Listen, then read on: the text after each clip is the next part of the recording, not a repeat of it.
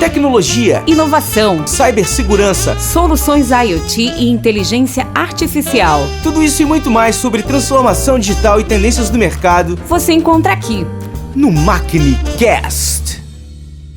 Olá pessoal, bem-vindos a mais um MaquiniCast, o podcast da Maquinica, onde a gente conversa um pouco sobre tecnologia, sobre inovação, sobre cidades inteligentes. E hoje o nosso convidado mais que especial aqui é o Roberto Pascoal, da Umunga, o Instituto Umunga, que trabalha com projetos de educação. Isso. O Roberto é aqui de Joinville, um amante da questão social, né, da causa social. E é um prazer te receber aqui, Roberto, obrigado. E, por favor, te apresenta aí. Legal. Fico especialmente aí feliz pelo convite. Sempre que eu tenho a oportunidade de compartilhar os propósitos, né, o que move a Umunga, para mim é sempre um momento muito especial. Como você falou, eu sou aqui de Joinville, tenho 43 anos, minha formação é em comunicação social, publicitário. Durante 10 anos atuei na área da propaganda, na área da comunicação, na área da gestão, muito focado em negócios, né?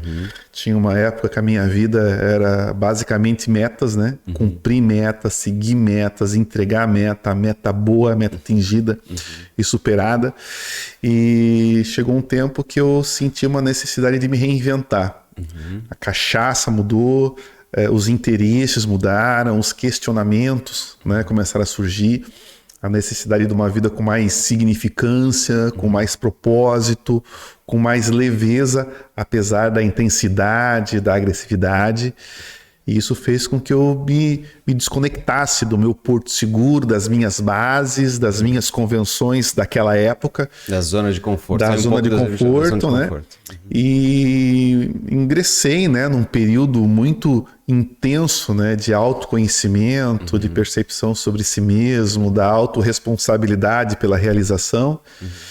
E aí eu fui passar 4 anos na África. Opa! A ideia inicial seriam apenas 4 meses, e eu gostei tanto que esses 4 meses se transformaram em 4 anos. E lá eu tive a oportunidade de conhecer as regiões mais isoladas e também mais vulneráveis, principalmente ali dos países que compõem a África subsaariana, Angola, Moçambique, África do Sul, Namíbia, que compõem o sul do continente africano. E isso foi um choque, né? Sim. Foi um choque. Mas você já foi para lá com esse intuito de buscar alguma coisa, de trazer para o Brasil, ter uma ideia em cima dessa situação lá? Na verdade, lembrando bem agora, tudo começou no caminho de Santiago de Compostela. Né? Antes disso, foram 800 quilômetros, 30 dias de caminhada sozinho, é muito tempo para você ficar com você mesmo, né? Sim. E aí você começa a tirar as camadas. E sim, eu fui para a África para encontrar alguma coisa que eu não sabia o que era. Né? Eu só queria ressignificar a minha atuação profissional, né? Eu lembro que lá atrás, né, a comunicação não era tão acessível como é hoje. Sim. Mas eu me dei conta de algo, né, que eu nunca tinha parado para pensar, né, que basicamente 30% do tempo da minha vida, que vai aproximadamente uns 25 anos, né, eu ia passar trabalhando e outros 25 anos eu ia passar dormindo. Então eu pensei, cara, eu preciso comprar um colchão muito bom. Isso foi mais fácil, comprei um colchão bom, essa caro. Essa é fácil de tomar. É o mesmo colchão até hoje, cara. Comprei um colchão top e, cara, eu preciso... E o resto do tempo, né? E os outros 25 anos eu preciso fazer alguma coisa muito legal. Sim. Né?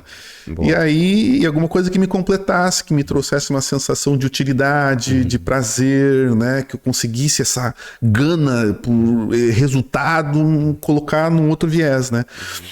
E foi muito interessante que enquanto eu era um missionário, um voluntário da missão católica em África, eu cruzei com um livro que mudou a minha vida. Cruzei com um livro que hoje para mim ainda é minha Bíblia, que se chama Sair da Microsoft para Mudar o Mundo. Que é a história de John Wood, que na época era um executivo da Microsoft. Se eu não me engano, ele era o braço direito do Bill Gates na Ásia. E ele teve uma experiência no Nepal com a extrema vulnerabilidade. Aquilo mexeu muito com ele. Ele começou a distribuir livros pro Nepal, enfim, para regiões vulneráveis. Mas para resumir a história, ele saiu da Microsoft e fundou a Room to Read, sala de leitura, recomendo que vocês acessem, que é uma entidade muito pulsante. E o que ele fez? Ele pegou o conhecimento empresarial, pegou o conhecimento que ele absorveu nos anos de jornada deles no mundo empresarial e colocou numa organização social, numa entidade social. Essa foi a tua inspiração primeira? Foi a minha inspiração. Aí eu comecei a pesquisar sobre isso. Aí descobri o banqueiro dos pobres, aí descobri o setor de empreendedorismo social, o setor de impacto social. Porque desde aquela época eu não queria ser um ongueiro vitimista. Eu não queria ser o bonzinho que largou tudo para cuidar das criancinhas que moram longe. Não, eu queria ser um empresário, cara. Eu adoro dinheiro, bicho. E as duas coisas. Adoro dinheiro e adoro tudo que o dinheiro promove, entende?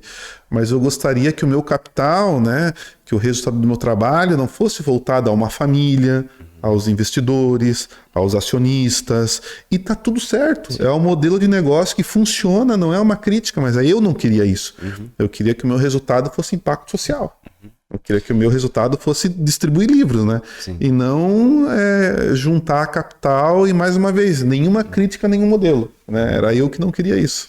E como que veio esse impulso, Ter a ideia é uma coisa, você começar a entender o que você quer é uma coisa. Agora, agir, ir para a prática, Onde é que isso aconteceu e como? Então, em toda essa jornada, em todos os lugares que eu visitei em África, leprosários, as cidades mais, as periferias, as favelas, era incrível, porque quando eu chegava lá e perguntava o que poderia ajudar, vinha um dos primeiros ou um dos principais pilares de qualquer cidade inteligente, que é acesso à educação e à cultura, entende? Quando eu perguntava para uma mamá, como a gente chama em África, o que ela tem de mais importante, ela me dizia: é a minha história, é a minha família, é o mais velho, no caso o pai dela, Porra, que legal. O que faz para melhorar isso aqui? Não, tem que trazer livro para as crianças, aí vai ajudar, E foram incontáveis situações que eles me responderam isso ao invés de pedir dinheiro, ao invés de pedir comida, E eu comecei a processar isso. Depois desses 4 anos na África, eu fiquei mais um ano circulando pelas regiões mais vulneráveis do Brasil e a resposta era a mesma. Quando eu cheguei numa escola no interior do sertão do Piauí, Betânia do Piauí, e conversei com a professora Arlete, que é uma professora amiga até hoje, ela me falou a mesma coisa. Perguntei: professora, como é que eu posso ajudar aqui a tua escola que vive numa região tão distante, marcada pela seca? Naquela época, em 2012, se eu não me engano, tinham 5 anos que não chovia naquela cidade. E ela não me pediu água, não me pediu cisterna, ela falou: seu Pascoal, eu quero o livro. Ok, o livro, eu faço uma campanha, trago, relaxa. O que tu precisa? Não, eu quero o livro. Eu perguntei pela 3ª vez, e ela falou: seu Pascoal, o senhor que não está entendendo, me traz os livros que o restante eu faço, E aí surgiu, aí respondendo a tua pergunta, foi a virada de chave. Cara, tem que trazer livro para essa galera. E conforme eu comecei a distribuir livros para algumas regiões sem muito critério, eu percebi que não resolvia nada. O que resolve é o professor se sentir assistido, motivado, instrumentalizado para que ele seja o objeto, o instrumento de transformação.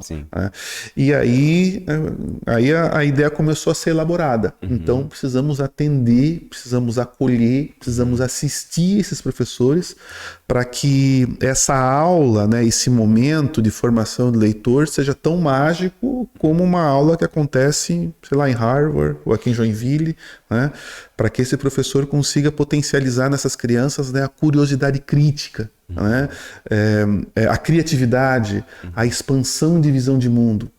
O livro vem com a ferramenta, na verdade, Com a ferramenta, mas quem instiga... A capacitação do professor é que é o principal. E é muito interessante, motivador. Assim, em vários projetos que nós temos no sertão, na Amazônia, na África, em Roraima, agora muito em breve na Ilha do Marajó também, no interior do Pará, muito interessante, assim, para centenas, se não milhares de crianças, a primeira vez que ela tem conexão com o livro é com a gente, E é muito interessante quando uma criança abre um livro, e ela sabe ler, assim, ela é relativamente alfabetizada já, mas só que naquela altura ela pensa que ela está sendo alfabetizada para assinar o nome em documento. Aí a criança abre o livro e fala assim: professor, ovo é aquele que a gente come da galinha? É esse mesmo. Ah, professor, tá escrito aqui bola, aquela bola do futebol? Ah, é essa mesmo. Ah, tá escrito vaca aquela que dá leite? Quando a criança entende que o que está no livro é o que está na vida, ela enlouquece. Porque ela quer ler tudo que tem pela frente para descobrir o que ela não viu ainda. É a curiosidade. E aí daqui a pouco ela pergunta, professor, o que é liberdade? O que é profissão? Por que eu não posso ser uma advogada se tem advogado lá fora? Aí ali a gente já expandiu a visão de mundo e aí alguma coisa muito mágica pode acontecer. E esse é o link para cidades inteligentes. E somado ao fato, né? Que nessas regiões onde a gente atua, né? A internet, cara, tá chegando agora. Precário, principalmente por conta do projeto do Sr. Elon. Sim, sim. Já tive contato com várias casas que estão. Como é o nome da ferramenta, do instrumento dele, da internet dele? Vou lembrar já. Mas o sistema de internet já está chegando na Amazônia, gente que nunca viu.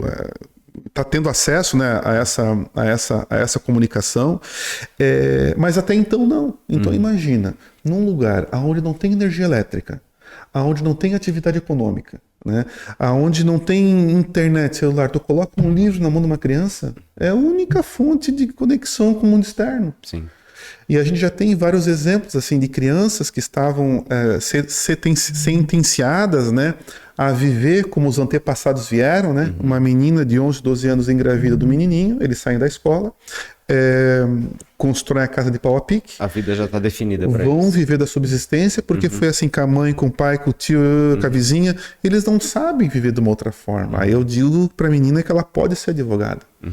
Mas não com o intuito de que ela tem que ser. O que a gente faz é mostrar caminho. Certo. Você pode continuar aqui como a sua Ela enxerga mãe. alternativas de mudar aquele ela processo. Ela tem poder de escolha. Ela tem autonomia. Aí sim ela tem liberdade. Mas se ela quiser ficar ali, tá ok. Entende? Então, esse nosso trabalho, né, voltando, né, livros, professores, tem o objetivo de expandir essa visão de mundo e potencializar oportunidades. E o que vai diferenciar nosso trabalho é que são pouquíssimas organizações no Brasil que fazem isso. Que vão aonde a gente vai e vão até onde a gente vai não para fazer filantropia. Ir lá uma vez, um médico, um dentista, um oftalmologista. E eu não estou dizendo que isso não tem a sua importância, não estou dizendo que não tem que fazer. É importante que esse movimento exista. Sim. Mas que vão para essas regiões e fiquem desenvolvendo, observando, monitorando, são pouquíssimas organizações. E isso porque eu acredito que uma criança lá de Florianópolis, uma criança aqui de Joinville, uma criança lá de Atalaia do Norte, para mim elas são iguais, né? Só que para atender as causas de Floripa e de Joinville... O acesso é muito mais fácil. Agora, quem que vai até o Iramutã, na divisa com a Guiana e com a Venezuela? Quem que vai chegar até o interior da cidade de Chaves, no interior da Ilha do Marajó, tendo que ficar 4 horas para ir, 4 horas para voltar no lombo do búfalo? E qual é esse universo em número de crianças, de pessoas que já tem esse número? A gente estava falando aí claro, sobre IBGE, sobre essa fonte de informação, ela é fidedigna, ela é confiável? Olha, é bem interessante essa tua pergunta, né? Porque eu sempre... A forma como a gente chega nessas cidades são por meio de indicadores. Sim. Então eu vou trabalhar com alguns indicadores do IBGE, que aponta a penúltima pesquisa apontava 823 cidades em regime de extrema vulnerabilidade social, né? Nós pegamos esse indicador, nós pegamos o Índice de Desenvolvimento Municipal, Índice de Desenvolvimento Humano Municipal, o IDHM, nós pegamos o IDEB, nós pegamos o IVS, né? E aí eu sempre pego os piores, né? Os 10 piores, os 20 piores, né? E eu gosto de fazer isso. Aí eu pego um mapa físico e fico vendo. Não, essa cidade aqui tem o pior... Não, mas está 100 quilômetros de Teresina. Não, é perto. Tem que pegar mais longe. Ah, mas essa cidade aqui no interior do Tocantins. Não, mas o Instituto Ayrton Senna teve lá. Vamos em outra que ninguém teve. Sim. A gente vai investigando até a gente montar ali um universo. E aí eu vou pessoalmente lá. Vou lá, pra né? fazer a primeira abordagem. Sempre causa, assim, né, um rebuliço da cidade, né? Porque essas cidades quase não recebem visitantes, né? Quem é esse forasteiro? Aí chega lá um mochileiro de barco, de pau de arara, de búfalo, né? Para ficar só observando, para tentar entender o funcionamento da cidade. E a partir daí a gente começa a fazer, né, as investigações de território para ver se tem contexto para um projeto lá. Mas voltando ao ponto, né, que você perguntou, são 800 cidades em regime de extrema vulnerabilidade, só que a nossa amostra é bem mais reduzida porque nós vamos pegar as mais isoladas, né? Sim. Eu sempre brinco no escritório que se não tiver que pegar um barco, um búfalo, um cavalo, né, um aviãozinho pequeno, né, se é para chegar de picape no ar-condicionado, já não é pra gente, né? Alguém já, o que eu quero é ficar 40 horas num barco, né, e atravessando a Amazônia de Manaus até Benjamin Constant. É isso que eu quero. O que eu quero é ter que chegar lá no interior de Roraima, conversar com o Instituto Chico Mendes, para eles me darem uma carona, para me levarem até o Santuário dos Ingaricós, né? E chegar aos pés do Monte Roraima. Isso é legal. O que eu curto é no interior lá do Pará, ter que conversar com a comunidade local para eles me guiarem de búfalo até a escolinha lá no interior, né? Ou então fazer, sei lá, Belém, Breves e Melgaço, que são quase 24 horas de barco, né? É esse tipo de lugar que a Umunga vai, senão não tem muita graça. Muito bom, legal. Pascoal, a gente estava falando ali que cada vez mais você está crescendo aí com o projeto, novas localidades sendo atendidas, crescendo o número de crianças também. Isso você precisa ter uma estrutura para isso, né? Então você está aqui no Ágora, que é um ambiente que está conectando muita coisa para você, para o projeto também, né? Como é que tem sido esse teu envolvimento aqui com essa comunidade, com esse ecossistema Ágora Perini? E que parceiros você está conseguindo atrair por conta aqui dessa tua atuação local, né? Bem, como eu falei antes, o meu desejo não era ser um ongueiro, não era ser um bonzinho, não era ser... Eu acho que o querer fazer o bem, o querer ajudar o próximo é o primeiro passo, né? Mas depois tem uma jornada. Especialmente quando você quer contar com grandes empresas, quando você quer fazer uma escala, mesmo que a minha escala é relativa, né? Claro. Uma cidade pequena, daqui a pouco tem só 500 crianças. Para você é uma escala. Para mim é uma escala, né? Enfim, eu acredito que seja muito desafiador, né, você fazer algum tipo de iniciativa social que tenha perenidade, que tenha uma escala mesmo sendo relativa, sem uma gestão, sem uma governança, sem processo, sem monitoramento. Então, quando eu pensei a Umunga lá atrás, eu já queria a Umunga como empresa, né? A minha escola foi o extinto Grupo RBS, né, que na época o presidente era o Pedro Parente. Né, que a gente brinca, né, que ele controlava até o cafezinho que a gente tomava, né? Teve uma época que ele cortou o cafezinho e economizou bastante recurso por monitoramento, né? Não estou dizendo para você que a Umunga já é perfeita, tá redondinha, não estou dizendo isso, né? Antes de começar aqui a gravação, compartilhava que a gente contratou uma gerente executiva agora, né, para cuidar desses pontos, né? Mas a percepção sempre foi essa. Eu quero me posicionar como uma empresa, né? Eu não quero me posicionar como uma ONG, né? Eu quero ter recorrência de recursos, eu desejo contar com grandes investidores. E aí, para atrair empresas como a Whirlpool, como a IBM, como a Bayer, como a Van, como a Joe Coquerio Foundation, como a VEG, cara, os caras não é um PowerPoint bonito, não é um PowerPoint bonito e um empreendedor que faça o cara chorar que eles vão colocar lá 700 mil num projeto. Sem dúvida. Né? O processo de compliance dessas empresas é cada vez mais agressivo, né? O acompanhamento deles também. Mas a gente só estamos conseguindo trilhar essa jornada porque estamos aprendendo muito com ela ainda, porque a gente vem apostando em gestão e governança. Sem dúvida. E é incrível. Eu sempre, até eu conversava com a nossa nova executiva agora, que ela vem do mercado da comunicação e tem aquele espírito, aquele ímpeto de concorrência, né? Não, vamos chegar rápido porque tem que dividir a verba. Aqui não tem nada disso. Se a gente faz tudo direitinho, o dinheiro vem atrás da gente. Sem dúvida. O que a gente tem que chegar com uma boa história, você atrai atenção.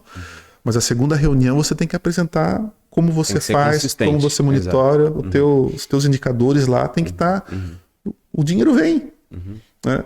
O que mais falta no mercado hoje são iniciativas sociais, né? Consistentes. Empreendimentos consistentes com essa performance. Sem dúvida. Se isso tem, o dinheiro vem atrás de você.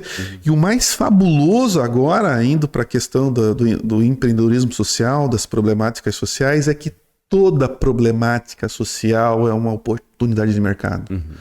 Só que as pessoas, assim, de maneira bem generalizada, elas veem isso ainda, né, como ongueiro. Assistencialismo. E não como empresário. Isso aí é uma Cara, Sim. É negócio, é business, né? A Choca, que é uma organização internacional que investe muito na formação de empreendedores sociais, ela tem uma frase que eu gosto muito. Entre ganhar dinheiro e salvar o mundo, fica com os dois. Não precisa ser o... Né? A gente tem... Existe esse estereótipo que pro cara ser um empreendedor social, ele tem que ser um quebrado, um ferrado, um extrema esquerda, direita, meio, tem que ser meio que bicho grilo. Não, cara. Na semana passada a gente teve aqui o evento do MBI de Smart Cities da Fiesc, que foi uma imersão aqui no ecossistema aqui do agro do Perini. Teve o dia inteiro aí palestras, o pessoal conversando com empresários, vendo as iniciativas que estão acontecendo aqui em Smart Cities. E a gente resolveu fechar o dia dos alunos com o depoimento do Pascoal. E tenho certeza que foi o fechamento de ouro, porque no final eles enxergaram essa tua mensagem. É exatamente né? Entre isso. salvar o mundo e ficar com dinheiro, você pode ter as duas coisas. Olha, eu vou ser bem sincero, eu não fiz voto de pobreza. Eu gosto do que é bom. Eu sempre brinco, né? Se você, até foi o exemplo que eu dei naquele dia. Se você me convidar para ir na melhor choperia da cidade aqui, eu quero ir e eu não quero fazer conta se vai me faltar no final do mês. Entende? Ao invés de colocar a minha inteligência, as minhas habilidades, né, para uma empresa privada, eu estou colocando numa organização social. Agora, é claro que o meu ganho é compatível com o impacto que eu gero. Né? Não dá para a empresa, sei lá, captar 20 mil e meu salário ser 15. Aí a conta não fecha. Né? Tem que ser uma coisa... sustentável. Né? Exatamente. Mas a ótica é essa. E aí, voltando ao ponto de que toda problemática social é uma oportunidade, o nosso país é continental. Tem trocentas mil oportunidades na área do meio ambiente, na questão de lixo, na questão de educação, de saúde. E isso é uma coisa muito latente, porque o meio privado, público e social até agora não deu conta no recado. É por isso que a gente está recebendo, né, esses alertas em relação às condições climáticas. Não temos dois planetas. E tudo isso é oportunidade para ajudar a resolver essas questões, né? Que esse modelo tradicional até hoje não conseguiu resolver. Mas os empreendedores sociais podem contribuir muito com isso, desculpa. E entender que isso não é uma responsabilidade do outro, do governo. A gente faz parte disso, a gente tem que tomar nossa iniciativa. Eu acredito, lamentavelmente, né, nesse momento que nós estamos vivendo, né, que é meio polarizado o negócio, eu acredito muito mais na sociedade civil. Independente de quem está lá, né, os lados brigam, né, e se opõem, mas assim, ó, eu ouvi muito isso, né, nesses últimos tempos. No final das contas é com a gente. Exato, sem dúvida. Entende? Então eu acredito muito na sociedade civil e nesse momento do Brasil e do mundo onde as pessoas buscam um propósito, uma significância, um preenchimento, os jovens que no tempo que nós dois fomos educados, que nós dois estávamos na escola, nós éramos educados a estudar bastante, conseguir um bom trabalho para comprar uma boa casa e garantir, né, futuro. Essa molecada hoje não. Não, exatamente. Me foge o nome da empresa agora, mas é aqueles 3 meninos que criaram uma empresa aqui durante a época da pandemia e foi vendida a 18 milhões. A cabeça, né, para empreender, a cabeça para resolver problemáticas, né, a sua dor transformar no empreendimento, a forma de pensar mudou. E aí eu tenho uma predisposição, a geração atual tem uma predisposição para empreender, busca significância no que faz. O setor de empreendedorismo social, de impacto social é fértil. E dá para né, desfazer essa mentalidade que para o cara trabalhar nessa área ele não pode ter nenhum carro, porque senão ele já é um corrupto, né? Ele está se aproveitando. O cara não pode viajar para o exterior, o cara não pode frequentar bons lugares. Tem que mudar essa mentalidade. Tem que mudar essa mentalidade. Eu não acredito que são os empreendedores sociais que vão salvar o planeta, assim. Bom se fosse. Mas eu penso que eles são um ponto muito interessante, porque eu vou te falar, cara, se não fosse a Umunga, as crianças lá de Betânia do Piauí, as crianças lá do Norte, de Fernando Falcão, de Uiramutã, de Chaves, de Melgaço, de Jordão no Acre, cara, os caras iam estar lá. E eu te digo com muita clareza, nas comunidades mais assim isoladas dessas cidades, né, no interior, cara, se não fosse a Umunga lá... Que loucura. Pascoal, encaminhando aqui para o final, o que vem por aí, quais são as novidades, o que a Umunga tá trazendo? Naquele dia se mostrou um teaser aqui de um projeto. É verdade, né? A gente tá para lançar a nossa série chamada Umunga na Amazônia, né? Logo o teaser vai ser publicado, estamos finalizando aí os episódios. Nós estamos, né? Eu acho que o próximo projeto da Umunga, né, vai ser na Ilha do Marajó, vai ser também lá no interior do Acre, mas de maneira mais próxima e mais precisa, eu estou apostando muito nesse ano, né, na gestão, em melhorar a nossa gestão e a nossa governança. E quando eu falo tudo isso, talvez dê a entender que está tudo perfeito, né, que a lição de casa está feita, mas não está, né? Mas esse ano nós contratamos, pela primeira vez na história da Umunga, contratamos uma gestora executiva, né? Estamos aí com um coordenador cultural, temos uma coordenadora pedagógica, muito em breve uma pessoa plena para a área da comunicação. Porque é isso, né? É o início de qualquer empreendimento, né? Exato. No começo tu faz tudo, né? Mas a gente E aos poucos tem que ir se estruturando para poder dar conta do recado. E aí, meu amigo, salve a pandemia. Com muito respeito, né, as pessoas que perderam entes queridos e que adoeceram e que sofreram, mas foi um período onde a gente ressignificou muita coisa, né? Parcerias como a Ambev, por exemplo, né, com o programa Voa, o próprio Inova Park da Univille. Estar aqui no agro é algo impecável, porque a gente vive esse ecossistema onde está todo mundo querendo dar para frente, né? Tem os universitários que querem se formar e querem entrar no mercado de trabalho. Tem empreendimentos que estão aqui no Ágora, já estão faturando, querem decolar. As conexões funcionam. O executivo quer... Tá todo mundo querendo dar para frente. Então, assim, é uma coisa que você senta ali no café, você vê as reuniões acontecendo, né? E você quer seguir esse fluxo, né? E é uma boiada positiva, né? Porque tem a ver com conhecimento, tem a ver com superação, com resiliência, com crescimento, com atingir objetivos. Então, é uma experiência... Foi uma experiência boa, esse recorte da pandemia, e aí estar aqui no Ágora e também estar lá no Impact Hub de Floripa, na CAT, também tem impulsionado. Tá lá com o Marcinho, com a Gabriela Werner lá. Eu brinco que sentado do lado da Gabriela, é só ouvir ela falando no telefone e já é uma aula. Que bom, a maré subindo para todo mundo aí, positivamente. Exatamente isso. Sempre um papo muito bom, muito inspirador. Te agradeço, Pascoal, pela participação, pelas informações, pela conversa e por ter inspirado a gente aí em seguir num caminho mais positivo, que contribuir muito mais para a sociedade que a gente vive.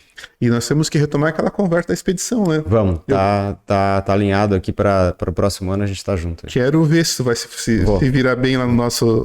Vou estar junto. Se não gostar de perrengue, não rola, hein? Esse é o requisito, mas tamo junto. É o requisito principal. Obrigado. Obrigado a você, vamos lá, tamo junto. Tecnologia, Inovação, cibersegurança, soluções IoT e inteligência artificial. tudo isso e muito mais sobre transformação digital e tendências do mercado Você encontra aqui. no MacniCast.